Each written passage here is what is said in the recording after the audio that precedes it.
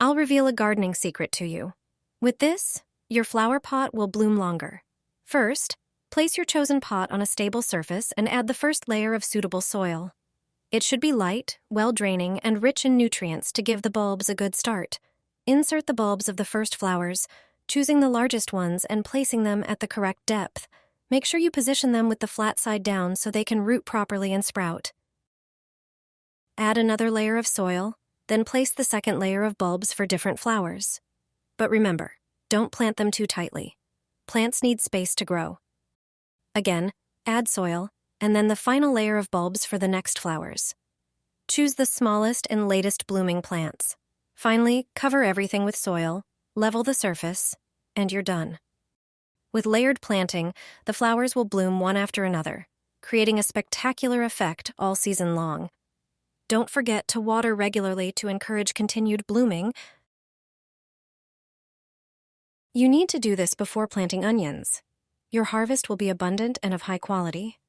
Besides preparing the soil for cultivation, it's also important to properly prepare the bulbs for planting. Start by selecting the bulbs, checking for any damage or disease. Then, sort them by size to ensure even growth. Soak the bulbs in water at the right temperature about 2 to 3 weeks before planting.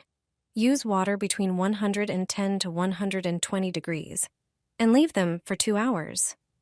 Another soaking method is a salt solution. Add 1 tablespoon of salt to a jar of warm water and soak the bulbs for a maximum of 30 minutes. Then rinse them several times in clean water.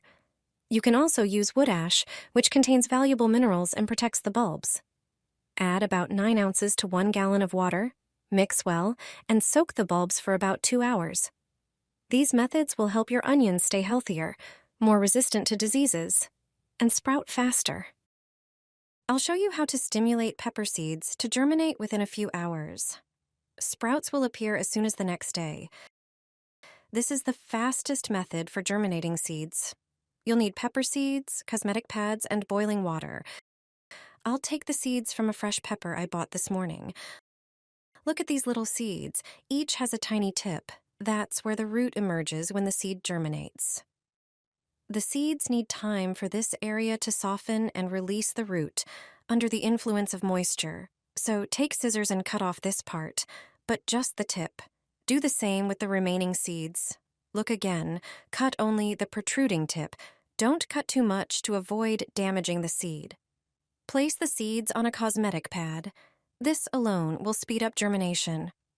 On the second pad, I'll leave the seeds with intact tips. Now prepare 2 bowls. Pour hot water into one and cold water into the other. Fold the pad with the seeds and grasp it with tweezers. Now, the most important part. Dip the cotton pad with the seeds into hot water for 3 seconds, then into cold water for 5 seconds. And again, dip it into hot water for 3 seconds and into cold water for 5. Repeat this process 5 times. This naturally stimulates the seeds to germinate. In spring, the soil warms up during the day and cools down at night. By soaking the seeds alternately in hot and cold water, you trick them a bit and accelerate their growth. I'll do the same with the pad containing intact seeds. Place the soaked seeds in a cup. Pour a little water to moisten the cosmetic pads with seeds.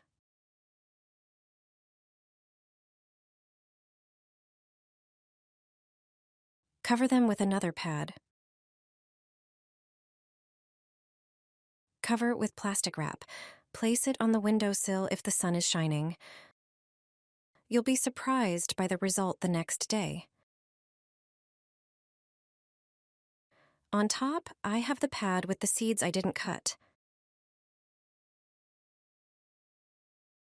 And at the bottom of the cup are the seeds with the trim tips. See how they look after one day. They've sprouted. Seeds have never germinated this quickly before. Trimming the tips and using boiling water made the seeds start germinating within 24 hours.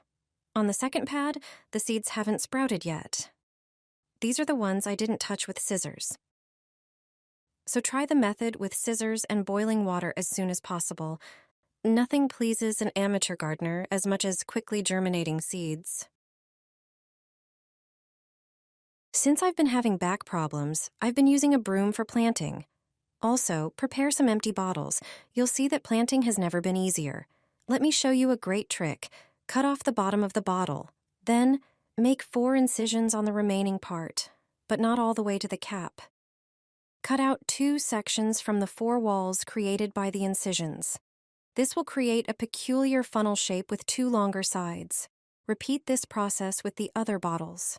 Cut off the bottoms of each bottle and make similar incisions as with the first bottle. You'll find that the longer these 2 sections are, the better. Get a broom or a brush ready. It can be an old one or something you don't use. The longer the brush, the better. I happen to have one like that. It's important that it has a pole attachment. Get rid of those synthetic fibers, remove them all, or at least the outer ones. Place the first bottle edge onto the brush. Ensure that the longer sides wrap around the brush and the bottle's edge is beneath it. Attach the bottle to the brush using hot glue. If you're using a wooden broom or brush, a staple gun will suffice. Attach the subsequent bottles in the same manner. Since this brush isn't too long, 4 bottles were enough. And there you have it. Attach the pole and head to the field. Take the bulbs you're planting. Mark the holes with your bottle brush. The soil should be well loosened. You don't have to bend over to mark the planting spots. Place the bulbs in the holes and cover them with soil. And that's it. You can make such a marker yourself in a few minutes, and it will be just what you need. Brilliant, isn't it? And this method works well when you have limited space in the garden, but still want to grow beautiful carrots without thinning. Let me show you how to prepare these containers for planting. Peel off the seal of each container, but don't throw them away. Pour some water into the bottom. You can do this indoors under the tap. After a while, they'll soften. Then you can make a hole in each compartment of the container. Once they dry, they're ready to use.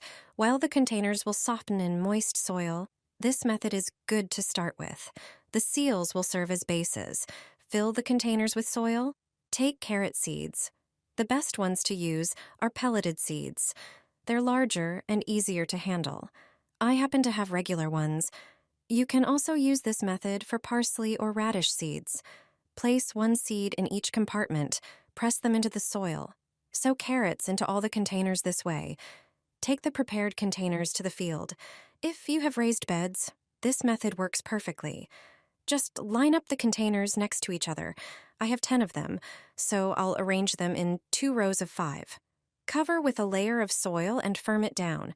You can also lay out the containers in rows and plant onions between them. This will ensure exceptionally successful yields. I no longer buy cucumbers from the store. I grow my own seedlings at home. I cut a cucumber in half. As you can see, it contains fresh seeds. I fill a pot with soil and make a small indentation. Then I place 1/2 of the cucumber into it and cover it with soil. I set it on a sunny windowsill. To ensure the cucumber seedling grows healthy, remember a few simple rules. First, provide a sunny spot, as cucumbers thrive in warmth and light. Water regularly, but avoid overwatering. The soil should be moist, not wet. Use fertile soil, ideally enriched with compost. It's also beneficial to gently loosen the soil around the plant every few days to give the roots access to air. Once the seedling grows larger, consider using supports to help it climb upward. Most importantly, keep an eye on the plant, as a quick response to pests or diseases is key to a successful harvest.